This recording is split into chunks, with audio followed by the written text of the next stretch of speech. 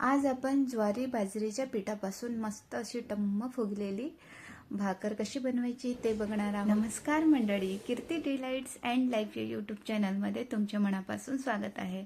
आजचा हा संपूर्ण व्हिडिओ शेवटपर्यंत नक्की बघा। मी इथे काही संपूर्ण टिप्स दिलेल्या आहेत। तर माझ्या चॅनलवर नवीन असाल तर चॅनलला लाईक आणि सबस्क्राईब करायला विसरू नका। बेल आयकॉनला प्रेस करा म्हणजे नवीन नवीन व्हिडिओचे नोटिफिकेशन तुम्हाला मिळतील। तर मी इथे समप्रमाणात ज्वारी आणि बाजरीचं पीठ गिरणीमधून दळून आणलेलं आहे।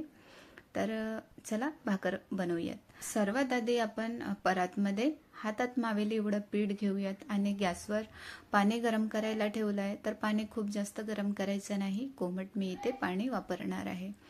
तर पिठामध्ये चवीनुसार थोडं मीठ घालूयात आणि मिक्स करून घेऊयात। तर कोमट पाणी थोडं थोडं करून मी घालून पीठ मळून घेणार आहे।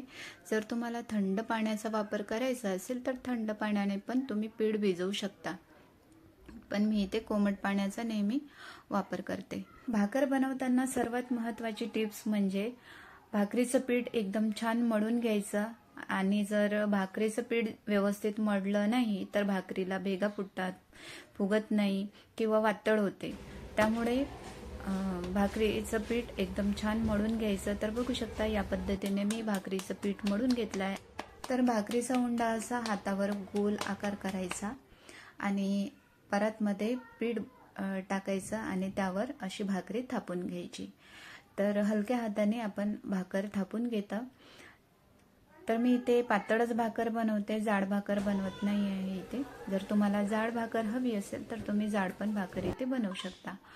तर पिठाचा जो भाग आहे तो वरती ठेवायचा आहे आणि पाणी लावून घ्यायचं आहे। तर खूप जास्त कोरडं करायची नाही वरची बाजू, थोडा ओलावा असला की पलटवून घ्यायचं। तर मी इथे पलटवून घेतलेली आहे भाकर आणि गॅसची फ्लेम वाढवली आहे। तर आजूबाजूने पूर्ण मी इथे भाकर फिरवून घेते म्हणजे काठ आहे ना कच्चे राहणार नाही। तर आता इथे बिलकुल कपडा वापरायचा नाही किंवा चम्मच पण वापरायचा नाही, आपणच ही भाकर टम्म फुगेल। तर बघू शकता भाकर एकदम मस्त टम्म फुगली आहे।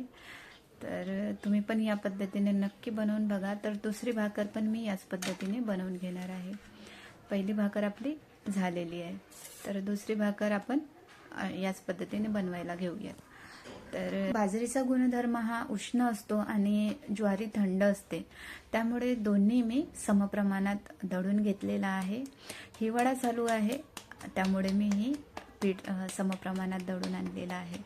तर दुसरी भाकर पण याच पद्धतीने बनवून घेऊयात। तर बरेच जणांना भाकर येते आणि बरेच जणांना भाकर येत पण नाही। तर हा व्हिडिओ नवशिक्यांसाठी आहे।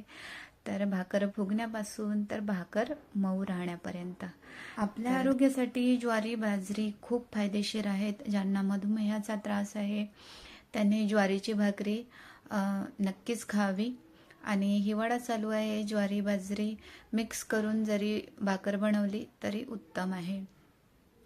तर बरेच जणांना भाकर बनवता येते, काही जणांना भाकर येत नाही। तर हा व्हिडिओ नवशिक्यांसाठी आहे, नक्की बघा आणि या पद्धतीने भाकर बनवा। तर मी इथे खालची बाजू जास्त मोठ्या गॅसवर भाजून घेतलेली आहे आणि पलटवून घेऊयात। तर इथे उलटणं किंवा कपड्याचा अजिबात वापर करायचा नाही, आपोआपच ही भाकर मस्त फुगेल। तर बघू शकता भाकर एकदम छान टम्म फुगलेली आहे। तर आजचा हा व्हिडिओ तुम्हाला कसा वाटला कमेंट करून मला नक्की कळवा आणि माझ्या चॅनलला सबस्क्राईब करायला विसरू नका। बेल आयकॉनला प्रेस करा म्हणजे नवीन नवीन व्हिडिओचे नोटिफिकेशन तुम्हाला मिळतील।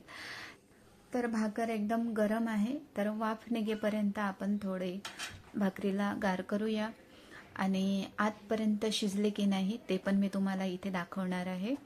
तर भाकरीची वाफ निघून गेलेली आहे, तर आतपर्यंत शिजले की नाही ते बघूयात।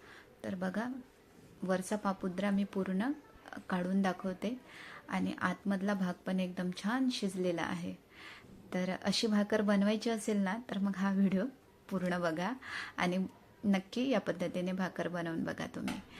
तर भाकर गार झालेली आहे, तर कपडामध्ये मी ते झाकून ठेवते म्हणजे भाकरी आपल्या छान मऊ राहतील।